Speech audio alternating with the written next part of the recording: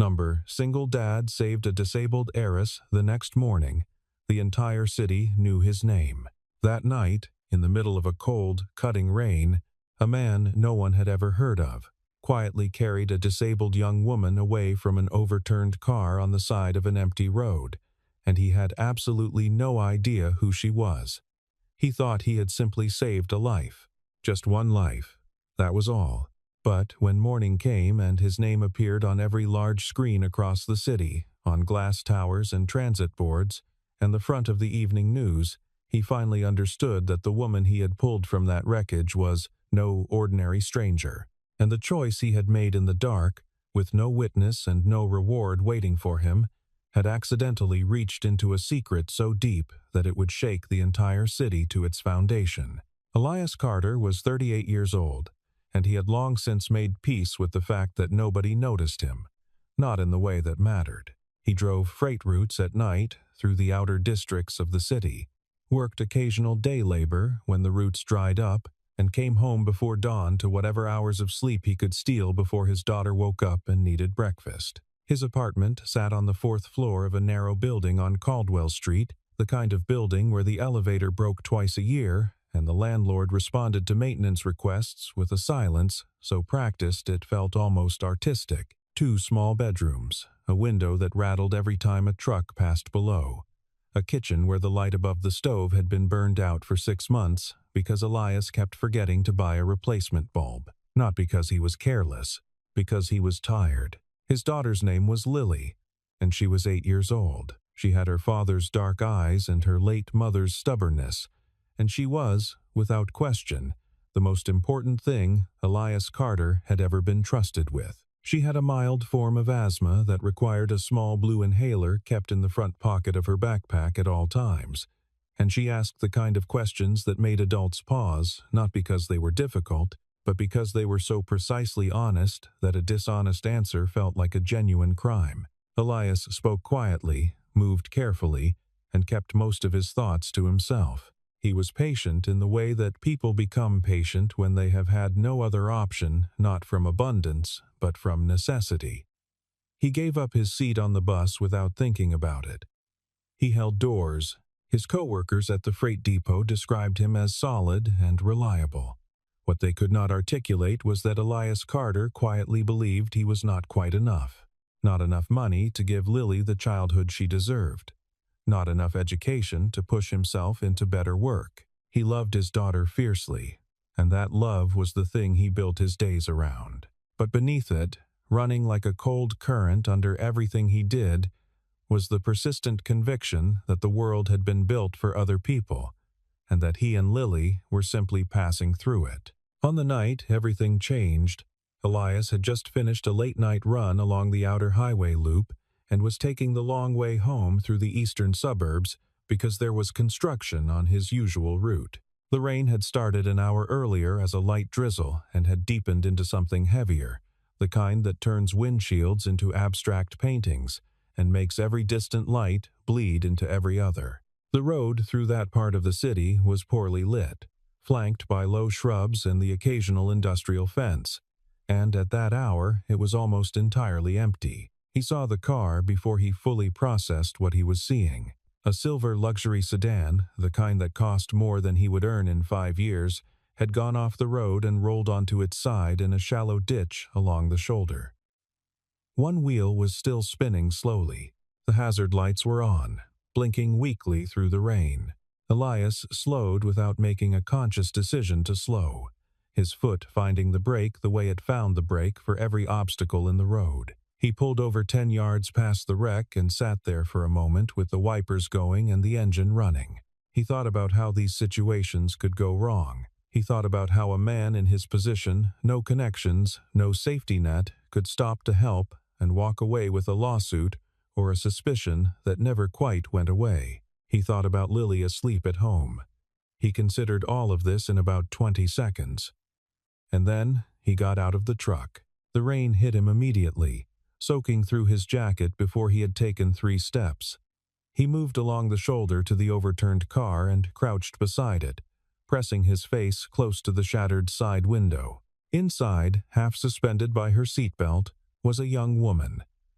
She was unconscious, her head resting against the crumpled interior of the door. Her legs were positioned at an angle that told him, even before he noticed the cane that had slid into the far corner of the cabin, that she had some limitation in her mobility. Her forehead had a long cut that was bleeding steadily, and her breathing, though present, was shallow. There were no other cars on the road. There had been no other cars for several minutes in either direction. Elias tried the door handle. It was jammed. He went back to his truck, took the short crowbar he kept beneath the passenger seat, and returned.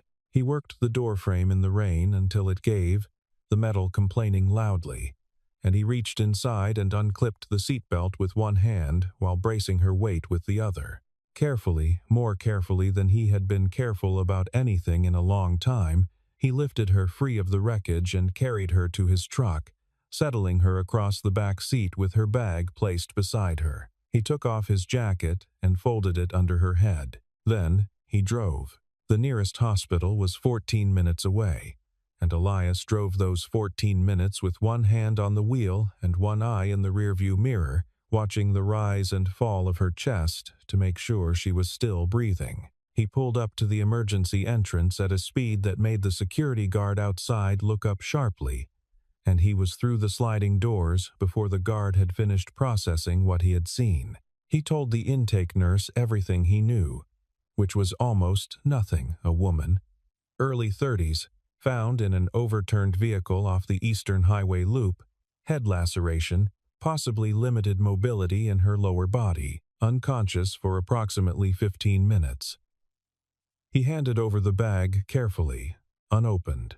The emergency team moved quickly, and within minutes she had been wheeled away behind a set of double doors that swung shut with a sound of finality. A nurse asked Elias if he was family. He said no. She asked if he could provide insurance information or emergency contacts. He said he didn't have any. She asked if he would like to leave his contact information and come back in the morning. He said he would wait. He waited in a plastic chair in the corridor outside the emergency wing, still damp from the rain, his jacket gone, his phone at 11% battery. After 40 minutes, a billing administrator came to him with paperwork and explained that without insurance on file, the hospital would need a deposit to continue treatment. The number she named, $1,200, was almost exactly what Elias had in his savings account. Not a metaphorical almost. A literal almost. He transferred it from his phone with hands that were entirely steady, and then he sat back down in the plastic chair and waited some more. He did not know the woman's name. He did not open her bag. He did not look through the window of the treatment room. He sat with his hands in his lap and his eyes on the floor tiles, a man who had done what seemed like the obvious thing and was simply waiting to know that it had worked. At 6:47 the following morning, Elias Carter's name was on the news. He did not know this immediately because he had finally fallen asleep in the plastic chair sometime around 4 in the morning and did not wake until a hand touched his shoulder, and he looked up to find a hospital administrator standing over him with an expression that suggested something significant had shifted in the atmosphere of the building. Before the administrator could speak, Elias noticed that two of the nurses at the station down the hall were looking at a phone screen together and then looking at him. A security guard near the entrance had done the same. He did not understand what was happening until he turned on his own phone, now down to 3%, and found 17 missed calls from a number he did not recognize. The woman in the treatment room was Charlotte Hayes. She was 32 years old. She was the only daughter and primary heir of Richard Hayes, founder of Hayes Group, a corporation with holdings in real estate, logistics, and biomedical development operating across 11 states and employing over 40,000 people. Charlotte had been partially paralyzed since childhood following a spinal condition, and she had spent the last decade as her father's closest advisor and the quiet intelligence behind the company's most significant decisions. She was, by any reasonable measure, one of the most consequential figures in the city's economic landscape, and she had been found unconscious in a ditch in the rain by a freight driver who earned $14 an hour. The hospital's external security camera had captured Elias carrying her through the emergency entrance. The footage had somehow made its way out of the building before dawn. No one could later explain exactly how. By 6 in the morning, it had been picked up by 2 local news stations. By 6:47, it was everywhere. The image was unmistakable even in poor resolution. A large man moving through the rain with a woman in his arms, deliberate and unhurried, her head against his shoulder, his expression unreadable. Within the hour, the Hayes Group Communications Office had confirmed that Charlotte Hayes had been in a vehicular accident and was receiving medical care, and that the company was seeking information about the individual who had brought her in. Elias was still sitting in the plastic chair when the first news van appeared in the hospital parking lot. By 9 in the morning, his face had been identified from the hospital security footage and cross-referenced against his truck's registration, which had been captured in a second camera angle. Someone had found the registration. Someone had found his name. And then, with the particular momentum these things develop once they begin, his name and face were everywhere on television screens, in restaurant windows, on digital displays above the highway, on the front pages of news sites in a city that had never once found reason to print his name before. He was being called the Rain Hero in the initial coverage, a label applied quickly by a morning anchor who needed something to call him. It stuck immediately, the way imprecise things sometimes do when they capture the shape of something true, even if they miss the details. His neighbor on the 3rd floor, a woman named Deborah who had lived in the building for 11 years and had exchanged perhaps 40 words with Elias in all that time, knocked on his door at 10 in the morning to tell him that he was on television. 3 of his former co-workers from a construction job 2 years prior sent him messages within the same hour. His daughter's school called to ask if he would be available to speak with the principal. He did not call back. The Hayes Group had posted a formal notice offering a significant reward to any individual who could provide confirmed information leading to the identification of the person who had assisted Charlotte Hayes. That notice was quietly withdrawn before noon, when it became clear that the identification had already been made by approximately everyone. Elias did not step outside his apartment that day. He sat on the couch with Lily beside him and watched a portion of the coverage through the small television in the living room before he turned it off. He was aware, in a precise and uncomfortable way, of the gap between what was being said about him and what had actually happened. He had not run toward a burning building. He had not made a heroic calculation. He had pulled over on a road in the rain and done the thing that seemed necessary and then sat in a plastic chair for 6 hours because he didn't feel right about leaving. That was all. The version being described on television involved a man of exceptional courage and moral clarity, and while Elias was not willing to say that version was wrong, exactly, he found something about it deeply unsettling. Lily had noticed the coverage before he turned off the television. She was 8, and she was observant, and she had seen a face she recognized on the screen in a context that her father had not adequately prepared her for. She sat beside him on the couch and was quiet for a moment in the way she was quiet when she was organizing her thoughts. "Is that you on the TV?" she asked. Elias looked at the blank screen where the image had been. He considered his options. "It looks like me," he said carefully. Lily considered this answer with the seriousness it deserved. She did not push further right away, but she watched her father's face with the attention she brought to all things she had not yet fully understood. And she filed the question somewhere she would return to later. Charlotte Hayes opened her eyes on the afternoon of the 2nd day. The first thing she asked for was water. The second thing she asked for was information about the man who had brought her in. The nurse on duty that afternoon was careful with her answer, explaining only that the individual was known to the hospital and had been identified publicly. Charlotte, who had been briefed during her first conscious hour by her personal assistant and by the head of Hayes Group's security team, already knew more than the nurse was prepared to tell her. She knew his name. She knew what he did for work. She knew about the savings account deposit. That last detail delivered to her in a brief and efficient summary of events by her assistant. Marcus had caused her to stop speaking for a moment in a way that those around her were not accustomed to. $1,200. The last of what he had. When Elias finally came to the hospital on the third day, it was not because he wanted to. It was because Charlotte's security team had reached him through a formal letter delivered to his apartment door by a courier at 8 in the morning, and because something in the carefully measured language of the letter, its evident effort to sound undemanding, its explicit statement that his presence was entirely optional, made him understand that declining would itself be a kind of decision he was not prepared to make. He found her sitting up in the hospital bed, her cane resting against the nightstand. She was smaller than he had expected, contained within herself in a way that made the room feel calmer. She had dark hair, and the kind of eyes that suggested she spent most of her time thinking about things she wasn't saying. She looked at him for a moment in silence, and he had the distinct sensation of being assessed, not unkindly, but honestly, the way a person assesses something they intend to form a genuine opinion about. "You didn't open the bag," she said. It was not a question. "No," Elias said. She nodded once, as if this confirmed something. "The deposit," she said. "I want to return it to you." "You don't have to do that." "I know I don't have to," she said. "I want to." There was a pause that was not awkward in the way that pauses between strangers usually are. Elias looked briefly around the room at the flowers on the windowsill, the security detail visible through the glass of the door, the city visible in the distance through the window, and then back at her. "I just did what seemed right," he said.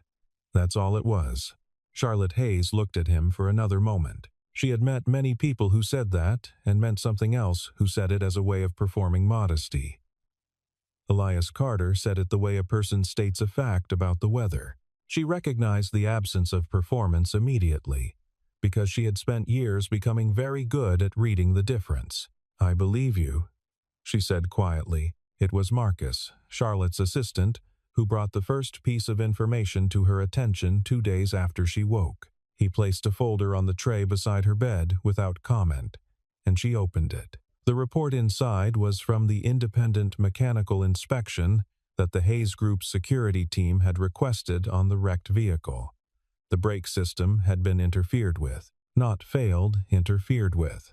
There was a difference, and the difference was significant. The failure had been engineered to occur under highway speed conditions, specifically on a route that Charlotte took regularly.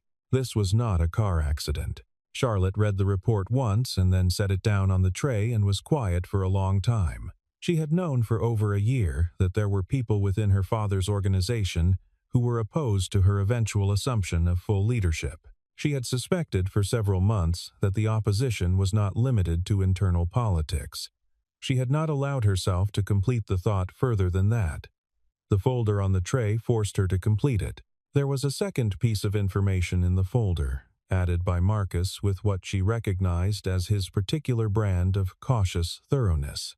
In his initial account to the police on the night of the accident, Elias had mentioned seeing another vehicle pulled off the road approximately 300 yards ahead of the crash site, a dark-colored car that had been there when he arrived and was gone within a few minutes of his stopping.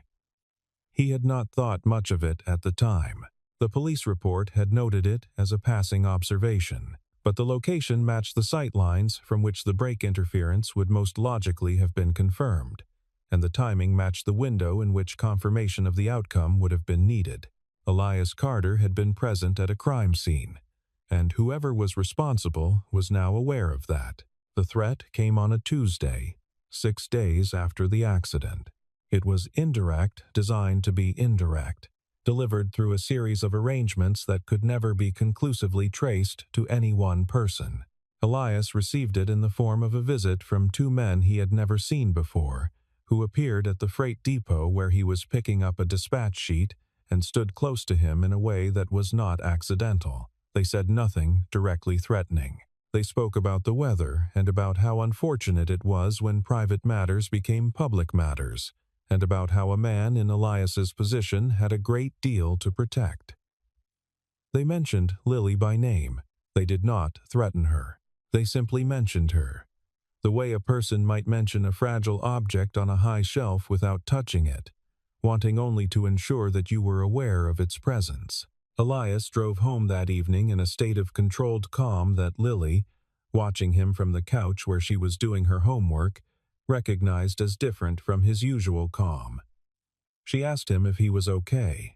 He said he was fine and made dinner and sat across from her at the small kitchen table and ate without tasting anything, the names of those men running through his mind like a loop he couldn't find the end of. He called Marcus that night from the parking lot behind his building, standing in the cold without a jacket because he had forgotten he had left it inside, and he told Marcus what had happened in straightforward language without embellishment.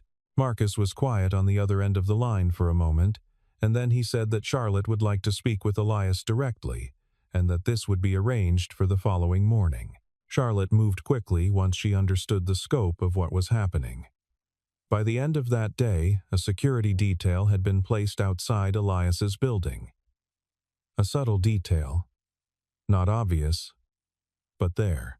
A legal team had been put on standby. Marcus had arranged for Lily's school pickups to be covered by a trusted member of Charlotte's personal staff.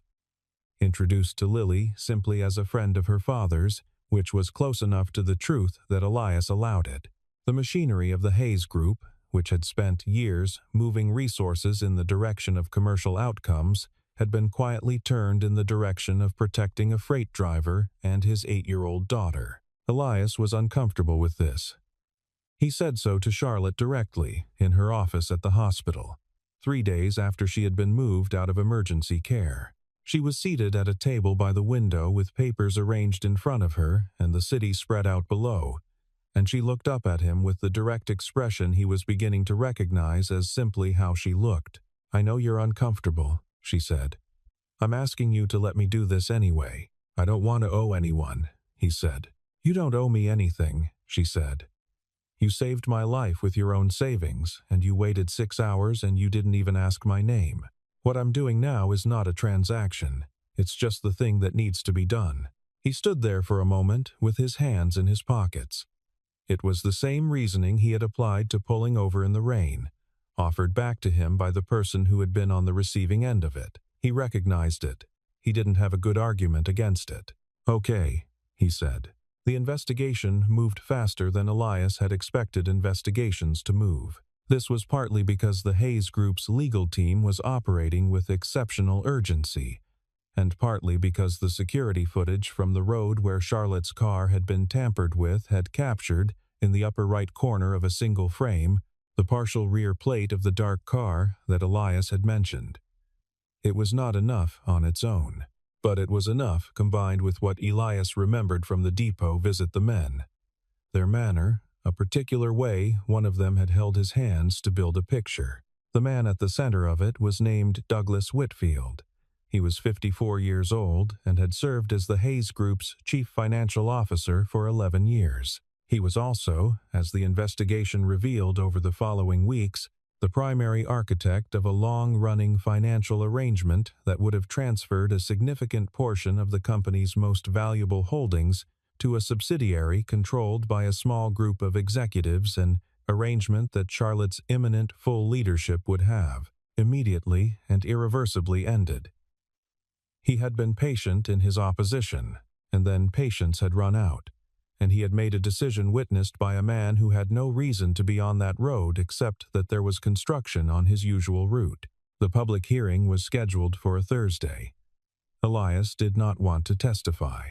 He had never spoken in any formal public capacity in his adult life, and the thought of sitting in a room with cameras and attorneys and a crowd of people who all knew how these rooms worked produced a thorough anxiety that kept him awake the night before. He told none of this to Lily, who listened to her father's careful briefing and then leaned her head against his arm on the couch without saying anything. He walked into the hearing room the next morning in the one good suit he owned, which he had bought for a job interview 3 years prior and which still fit, and he sat down in the witness chair and looked at the room full of faces looking back at him.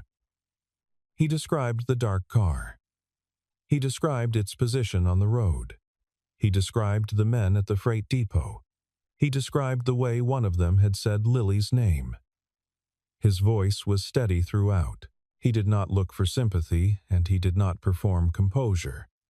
He simply stated what he had seen, in order, without elaboration, in the same tone he might have used to give directions to someone who was lost. The effect of his testimony, its plainness, its absence of agenda, was more powerful than any prepared statement in the room that day. Douglas Whitfield's attorney attempted to challenge the credibility of a man who drove freight and worked day labor. Elias answered each question in the same steady tone.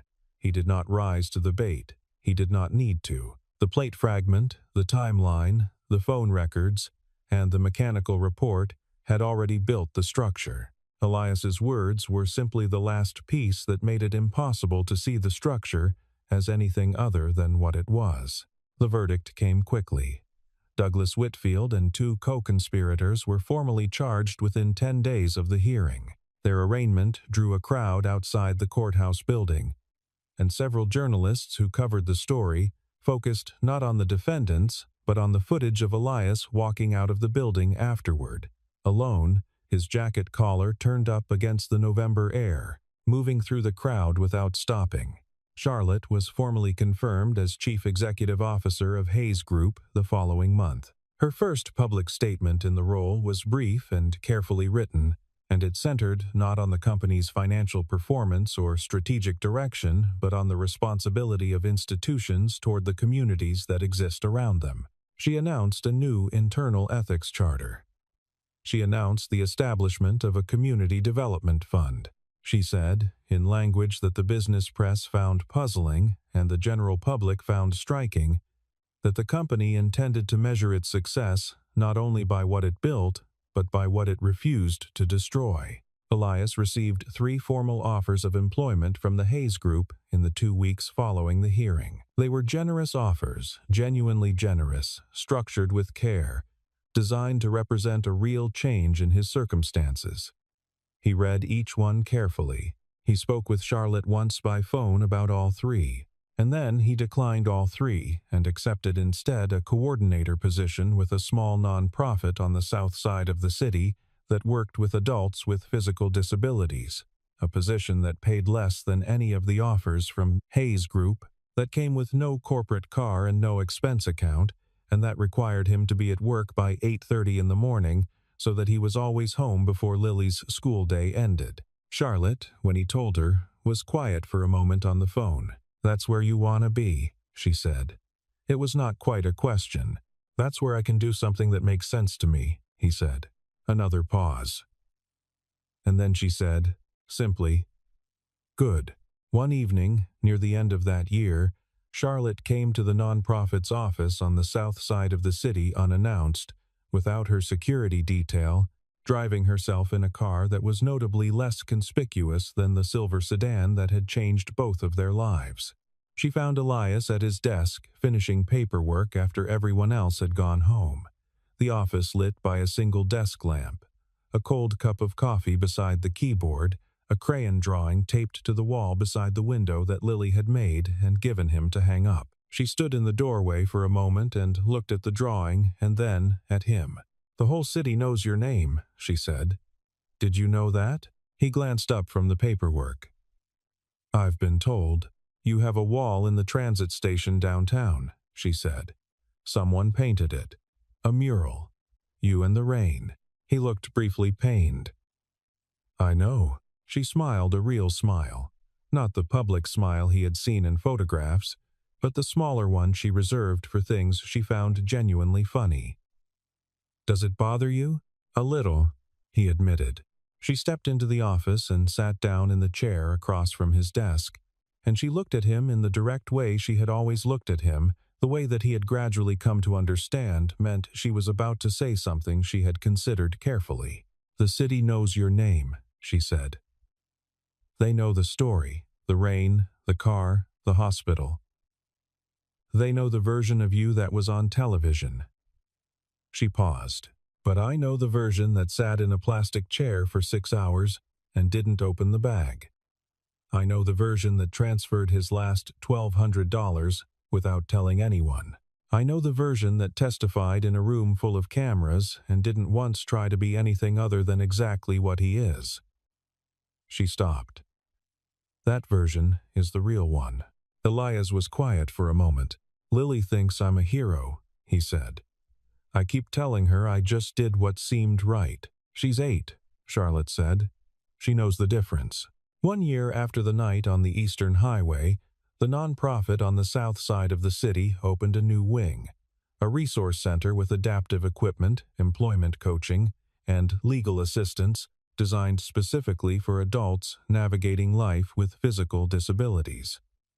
The funding for the wing had been provided by a charitable foundation that had been quietly established several months prior. Charlotte Hayes was its primary donor. At the ribbon-cutting ceremony, which was attended by a modest crowd of clients, volunteers, local officials, and a few journalists who had followed the story from its beginning, Elias stood at the front of the room and said a few words that he had written himself and revised several times, and that were, by any objective measure, too short for the occasion. He thanked the staff and the clients and the city, and he said that the center existed because of a lot of people who had done a lot of work, and he sat down. In the front row, Lily Carter, now 9 years old and wearing the blue coat she had asked for specifically because it had good pockets, watched her father from her seat with the kind of pride that is too large for the face that holds it. She had stopped asking whether he was the man from the television, because she had long since understood that he was, and that the television version and the real version were the same person, which was rarer than most people realized. Charlotte sat 2 seats away from Lily, close enough that they had spoken briefly before the ceremony began. Lily asking about the foundation with the directness of a child who does not see a reason to be indirect, Charlotte answering with the honesty she reserved for people she respected, regardless of their age. The conversation had lasted 4 minutes and covered 3 topics, and ended with Lily nodding once in a way that suggested she had formed a satisfactory opinion. After the ceremony, the crowd thinned to a few small groups standing in the autumn light outside the center's new entrance, and Elias and Charlotte stood together near the corner of the building, not quite apart from the others, holding cups of coffee that had come from a table inside and were already going cold. "How does it feel?" she asked.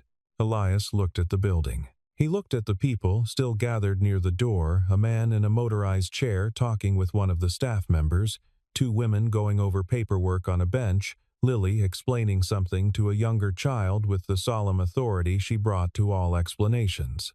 "Like something that should have existed sooner," he said. Charlotte nodded. She looked at the same scene he was looking at. The city rose behind them in its familiar geometry of glass and steel and ordinary stone. The same city that had put his face on transit displays and called him a hero, and then, as cities do, moved on to the next thing, leaving behind only a mural in a transit station and a non-profit wing, and the particular kind of quiet reputation that settles around a person who did a real thing and then declined to make a performance of it. The city remembered him, not because he had sought its attention, not because he had stood in front of cameras and shaped a narrative, but because on a night when the rain was cold and the road was empty and no one was watching, a man had made a choice, the small, uncomplicated, entirely ordinary choice, to do what seemed right, and that choice had turned out to matter more than any of them had known it would. That was the whole story, and it was, in the end, enough.